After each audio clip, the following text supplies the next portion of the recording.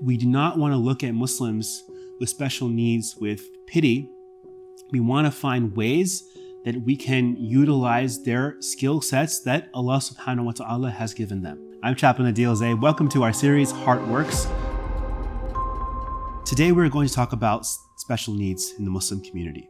The hadith that I'm going to mention today to begin is from Imran ibn Hussein, who reported that the Prophet ﷺ said to Imran, after Imran came to the Prophet ﷺ and said he had a hemorrhoid problem, the Prophet ﷺ said, pray standing if you can. If you can't pray standing, then pray sitting. If you can't pray sitting, then pray lying down. And I get this question asked to me in different interfaith retreats and events that I go to, where people ask me, what does Islam say about special needs, accessibility, disability, and so forth?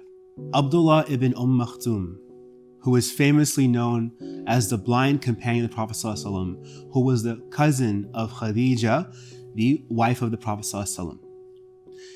The story, for those of you who don't know, briefly, was Prophet ﷺ was speaking to higher level execs, if you like, of the area, and Abdullah ibn Maktoum, we'll call him Abdullah to keep it short for this the video.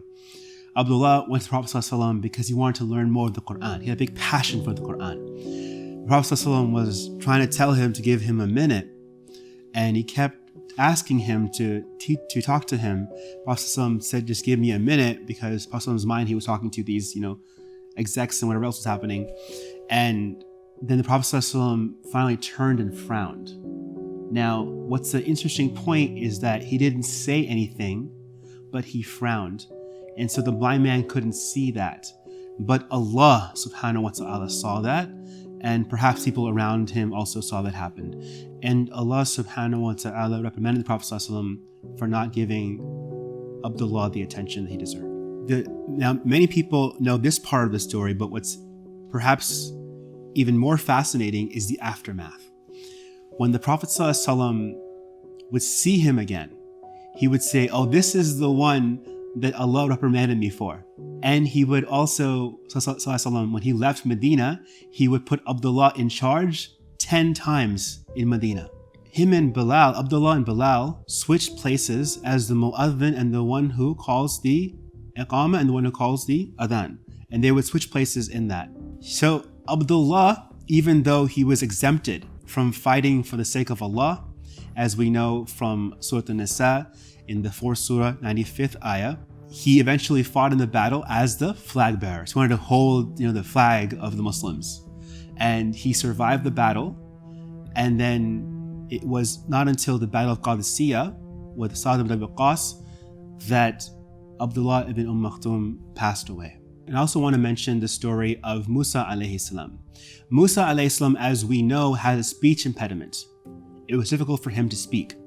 And we know from the Quran that when Moses spoke to Pharaoh, who was the most powerful, one of the most powerful people on the face of the earth, Allah subhanahu wa ta'ala empowered Moses to speak to Pharaoh. Even though Pharaoh himself would say, what are you saying? You can't even make out a sentence. You can't even speak, right? And you're talking about all these things, right?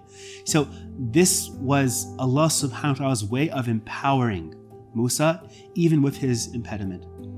Now, not everybody can utilize their special needs in that way, but every Muslim has value, and every person, even if they have special needs, will have other ways they can benefit the community. There's a very salient example in the Chicago Tribune where a young girl with autism is sitting in the masjid and she's moving around. And then someone tells her, you don't have to pray here. It's not obligatory upon you to pray in the masjid. We do not want to look at Muslims with special needs with pity. We want to find ways that we can utilize their skill sets that Allah subhanahu wa ta'ala has given them. One of the great organizations that's doing work is Muhsin, spelled M-U-H-S-E-N. Muhsin wants to create a better tomorrow with Muslim adults and Muslim children that have disabilities. And we are trying at the Claremont Colleges to be the first university to receive their certification, inshallah ta'ala, for accessibility. There are numerous masajid that have already received their certification, at least on a silver level.